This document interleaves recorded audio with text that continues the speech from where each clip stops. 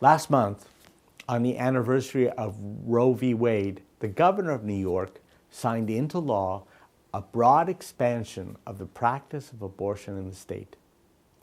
The new law not only legalizes the abortion of a child for practically any reason during all 9 months of pregnancy, it also removes any protection for a child born alive following an abortion procedure. Abortion has always been built on lies. In former times, the rationale employed in its defense was abortion is a choice. Today, the argument comes in a new form. Abortion is healthcare. The argument for the former relies on a distorted sense of human freedom in order to obscure the fatal consequences of that choice for the child, as well as the moral consequences for the mother. The argument for the latter, abortion as health care, uses a false sense of personal autonomy in order to eclipse the nascent but still real relationship between a mother and child, as well as the social obligation to care for the most vulnerable. Abortion has always relied on privacy to cloak the false dichotomy between the welfare of women and the welfare of children.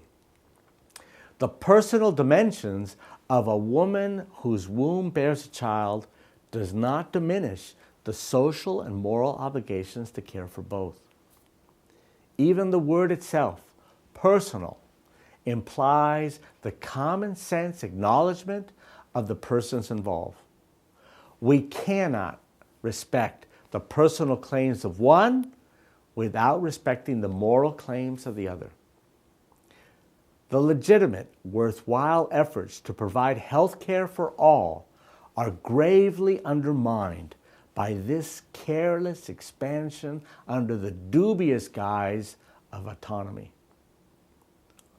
Over the years, the concern for a moral slippery slope have been discounted as hysteria. Today, both abortion and euthanasia are part of the healthcare system.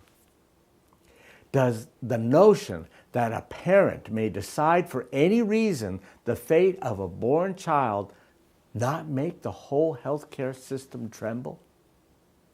Will a doctor or a nurse mutely stand by at that moment? Will that become the prevailing protocol for any vulnerable person?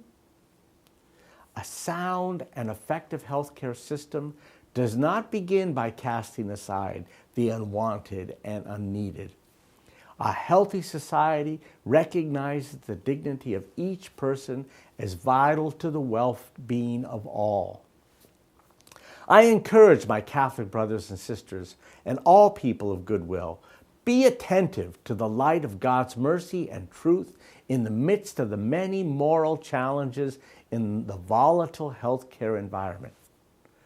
Profit or expedience should not be the criteria we use to care for one another. We must be good stewards of God's creation, starting with the sanctity of human life.